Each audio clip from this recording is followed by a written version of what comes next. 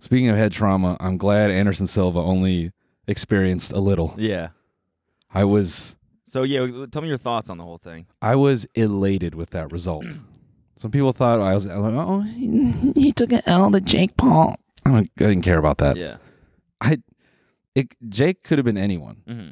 I just don't want to see my dad take any more damage. Are you a fan of him? Anderson? Yeah. Yeah. Okay. Major. Was he the one that broke his, snapped his? Okay. Yes. Yeah. Yeah, he's like a legend, right?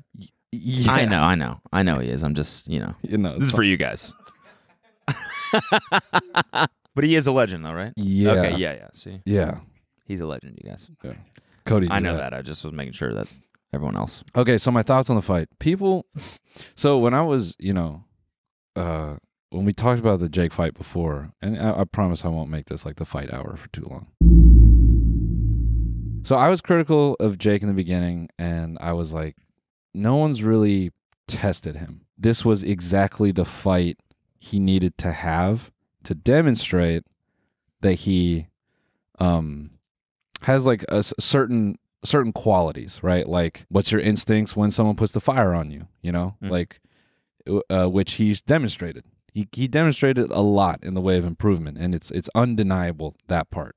He got the fire put on him, and he shot back. He had good instincts, When he was getting traded on, he didn't cover up and then just shut down. He was still like trying to throw in the pocket. Whatever horse steroids Anderson was on, I need that. Okay. He ate some bombs. Yeah, dude. yeah, he really did. And I'm like, at 50 years old, you ate that shit and kept it. You only got knocked down once? Yeah. I need it. Yeah. Whatever you're on, dude, I want that. That was the main thing I was really thinking. I thought it was a great fight in the way that you got to see some classic Anderson Silva making Jake miss. I thought that was crazy. Yeah, that was pretty cool. When he started doing that shit, we started getting cocky. I'm like, please, not like this. Yeah. It's like, you could have, I know you did that when you were 28. You are 47. Please stop that. Is that how old he is? 47? Yeah, dude, he's 47. Damn. That's psycho to get in there at 47 years old and fight a 23-year-old. How much did he get paid? Probably a good ass amount. Good ass. Yeah. They made sure they got those bets in. Who was favored?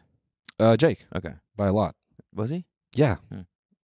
Silva was a decent underdog. It was entertaining, I will say. No, it was Jake brought out, he offered some of the best Anderson entertainment in a minute. Yeah. And it's crazy at 47 years old how his hands still work that good. Yeah. All his like subtle psychological shit, like every time they pushed out the clinch, the way he would just push him on the neck. Mm-hmm. And he was like, Jake would like tie up, and he would, early in the rounds, he was like, Jake, let go. And he's like smacking him on the lower back and just spanking him. let go of daddy. Yeah. It was like interesting to see how all those gears were still turning, and how even when they'd clinch, Anderson didn't shy away from like the uppercuts and, just staying busy. That part was crazy to see for an old man. Jake definitely like took a lot of punishment and showed like he has it. What I'm curious now is like, okay, his X factor is his knockout power, but he ran into someone who might have been on horse steroids, but it didn't shut him off. So it makes me wonder, how would Jake perform against a guy that's closer to his prime, meaning like another fighter who's not older? And honestly, I don't really agree with the criticism of like, oh, Jake only fights old men. He fights cans. That's literally every fighter. Yeah. Every fighter's early record, they're not going out there and fighting like really, great fighters in the way that like they want wins. Yeah. Their coaches are trying to build their confidence in this and that. So I don't really think that's like a strong critique you can make of him. But I think, okay, now he's had like 4 or 5 fights or whatever. 6-0. Is it 6? Yeah. Okay. My man is 6-0. Oh, okay. Me, I know my man's record. Yeah, of course, yeah. Your boy. Yeah, my boy. I think it's 6-0. Yeah. Can you check? I'm pretty sure it is. I was on his Instagram after.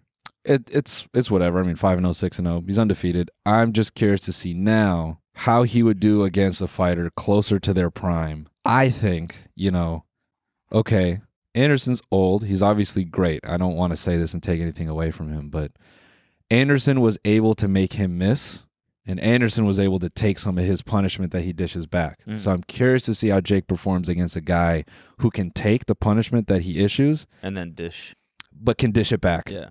Yeah. Because he definitely, he showed a lot of class, and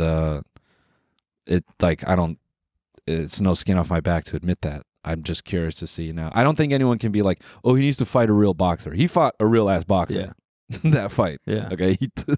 He was in there. Yeah.